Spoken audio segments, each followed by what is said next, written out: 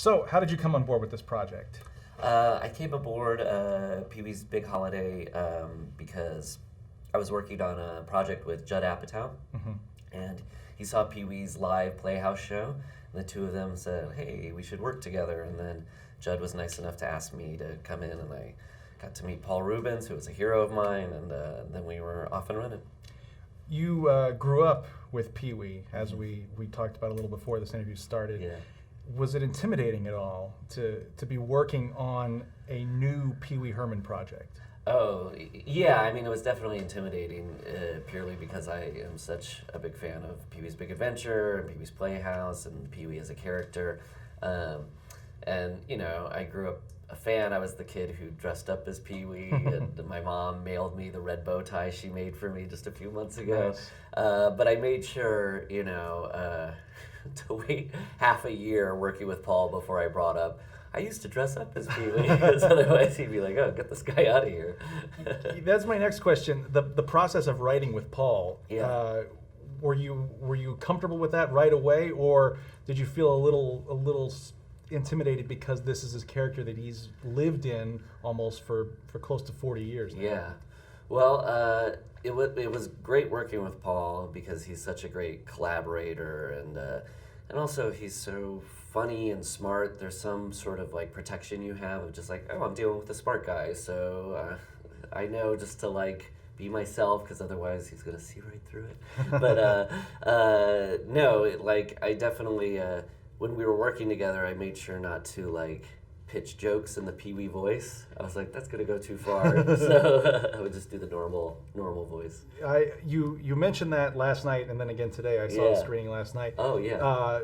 Were the jokes in your head always performed in the Pee-wee voice? Is that how you did you write in the Pee-wee voice, I guess? I didn't ever, I mean, we wrote in the Pee-wee's voice, but it would be like, even as simple things as like, a lot of times Pee-wee is just sounds. And so the first time we just wrote like, ha ha, I was like so elated. Getting to like sit down and write on a page Pee-wee as a character name was just like so thrilling. Now, this is another road movie in the vein of Pee-wee's Big Adventure. Right. Did the project start out that way, or is it something you settled on when you really sat down with Paul to start writing? Yeah, I think we quickly came to the idea of doing a road movie for Pee-wee's Big Holiday, mainly because Pee-wee is such a lively character. There's something that feels right about him being on the road and moving forward and stuff, as opposed to being in one place. And that's actually how the movie sort of starts, is that Pee-wee's just in a town by himself, and he's never left town, and so it was sort of like, that's where Pee-wee needs to be. He needs to be on the road. Yeah.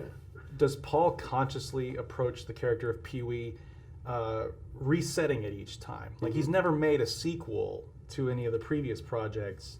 Is that a conscious decision on his part, or is it just how the character's written? Kind of like Bugs Bunny, you can drop him in any situation. That's the example we always used, was Pee-wee's like Bugs Bunny, which is like, in one cartoon he can be a hole in the ground in the forest, and other times he lives in the suburbs, sometimes he's in medieval times.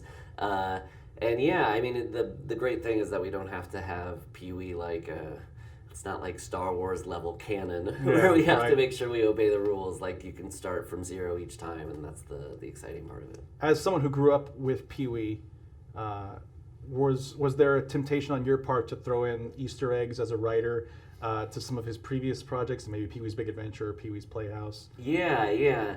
And there's some Easter eggs in there. I don't want to reveal too many, but I'll give you one. When he goes and chains up his bike in Big Adventure, there's a theater marquee that says Cartoon Cavalcade in the background, and I always loved that marquee, that like a movie theater was just showing cartoons.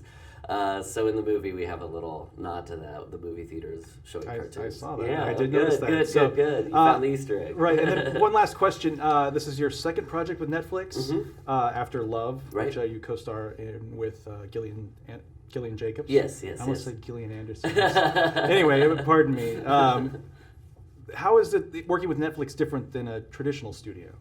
The difference of working with Netflix versus a studio is Netflix is awesome. They're great collaborators. They're not just like creative people, but they're also very smart and have good taste. And when they come and visit set, I'm excited to see them just because they're cool people.